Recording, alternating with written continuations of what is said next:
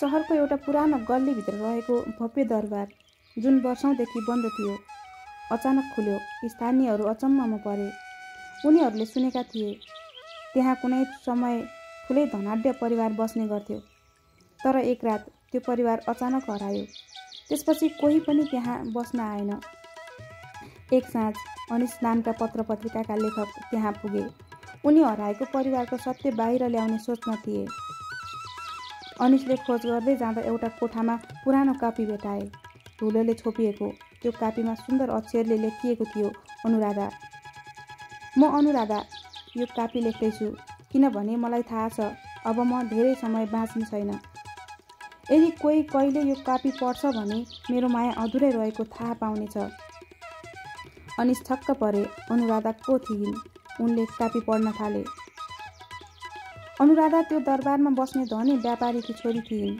उनी सुन्दर मात्र नभई चतुर थिइन्, तर उनी एक्लोपन महसुस गर्थिन्। उनका बाबुआमा सधैँ धन कमाउनमै व्यस्त हुन्थे।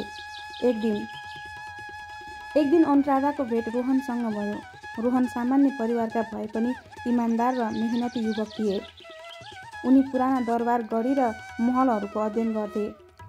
अनुराधाले पहिलो पटक कसैसँग खुलेर कुरा गरेकी थिइन्। उनीहरूबीच मित्रता गहिरिँदै गयो अनि त्यो मित्रता मायामा परिणत भयो। तर यो माया सजिलो थिएन। अनुराधाका बाबुआमाले उनलाई धनाढ्य व्यापारीका छोरासँग विवाह गरिदिने योजना बनाइसकेका थिए। जब अनुराधाले अस्वीकार गरिन्, उनको आवाज दबाइयो। त्यो रात अनुराधाले एउटा साहसी निर्णय गरिन्। उनी रोहनसँग भाग्ने छिन्। उनले कापीमा लेखेकी थिइन्, यदि मायालाई बन्दी बनाउन सकिन्न भने म स्वतन्त्रताको बाटो रोज्छु, रोहनसँग नयाँ जीवन सुरु गर्छु। तर जब उनी कोठाबाट निस्कन खोज्दै थिइन्, एउटा अनौठो छाया देखिन्। कोही उनलाई पछ्याइरहेको थियो। अनिसले कापी पल्टाए, तर अन्तिम पृष्ठ च्यातिएको थियो। अनुराधा कहाँ गइन्? के उनलाई कसैले मारेको थियो? अनिसले पुराना कागजात खोजे। प्रहरी विवरणमा लेखिएको थियो अनुराधा अचानक हराइन्। दरबारमा उनको कतै शव भेटिएन। रोहन पनि त्यसै रातबाट बेपत्ता भए। तर अनिसले एउटा अनौठो तथ्य फेला पारे। दरबारको पुरानो बगैँचाको मुनि एउटा लुकेको भूमिगत कोठा थियो। जब उनले गहिराईमा खोजे, त्यहाँ एक जोडी हड्डीहरू फेला पारे। लेखाजोखा अनुसार अनुराधा र रोहन भाग्ने क्रममा कसैले उनीहरूलाई त्यहाँ थुनेको थियो। उनीहरूले अन्तिम सास सँगै त्यहाँ फेरेका थिए। त्यसपछि स्थानीयहरू भन्छन् हरेक वर्षको सोही रात अनुराधाको आत्मा दरबारमा देखिन्छ, आफ्नो अधुरो मायाको प्रतीक्षामा। अनिस स्तब्ध भए। उनले अनुराधाको कापी बाहिर ल्याए। त्यो कापी संसारलाई देखाउने निर्णय गरे ताकि अनुराधा र रोहनको माया कहिले बिर्सने छैन। तर जब उनले कापी अन्तिम पल्ट पल्टाए, अन्तिम पानामा केही अक्षर देखा परेका थिए। म अझै पर्खिरहेको छु रोहन। अनिसको मन भित्रभित्रै त्रासले भरिएको थियो।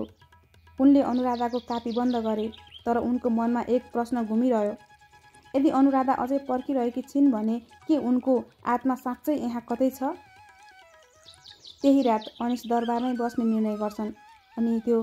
उनी त्यो भूमिगत कोठा नजिकै गएर क्यामेरा जडान गर्छन्।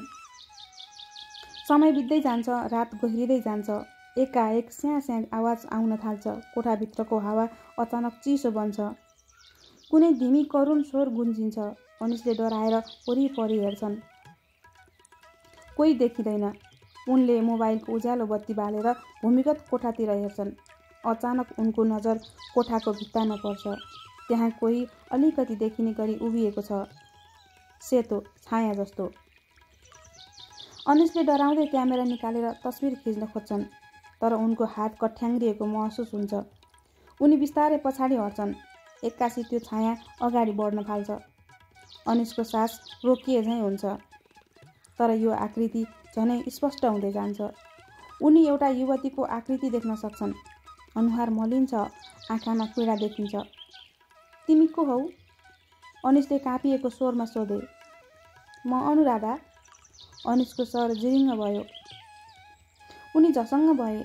यो आत्मा थियो कि कुनै दिव्य शक्ति? अनुराधाको छाया अलिकति टाढा सरेर भित्तामा औँला राख्छिन्। अनिसले ध्यानपूर्वक हेर्छन्। त्यो भित्तामा कोही बाहिर निस्कन खोजेको जस्तो चिथोरिएको थियो। त्यस रात म यहाँ कैद भएँ। रोहन आउँछ भनेर पर्खिएँ, तर कोही आएन। अनुराधाको स्वर भावुक थियो। अब मलाई मुक्त गर। अनिस हडबडाए। उनले ढोका खोज्न थाले।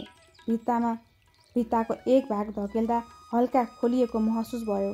उनले जोड दिए। पुरानो भित्ताको ढोका खुल्यो र त्यहाँ एउटा पुरानो पत्र फेला पर्यो। पत्रमा लेखिएको थियो, अनुराधा, म तिमीलाई खोज्न आएको थिएँ, तर उनीहरूले मलाई पनि यहाँबाट बन्धक बनाए। तिमीलाई भेट्न नपाएर म अधुरो नै गएँ। यदि कोही कहिले यो पत्र पढ्छ भने जानुन्, मेरो माया कहिले मरेको छैन। अनिसले त्यो पत्र अनुराधालाई देखाउन खोजे, तर जब उनले आँखा उठाए, अनुराधाको आकृति बिस्तारै ओझेल पर्न थालिसकेको थियो। अन्ततः अनुराधा मुक्त भइन्। अनिसले त्यो पत्र बाहिर ल्याए। यो कथा मात्र होइन, एउटा सत्य थियो। उनले अखबारमा लेखे, अनुराधा र रोहनको माया कुनै कल्पना थिएन, यो यथार्थ थियो। अधुरो प्रेम कहिले मर्दैन। तर सबैभन्दा अनौठो कुरा, त्यो रातपछि दरबारमा कहिले अनुराधाको आत्मा देखिएन। सायद उनको पर्खाइ अब सकिएको थियो।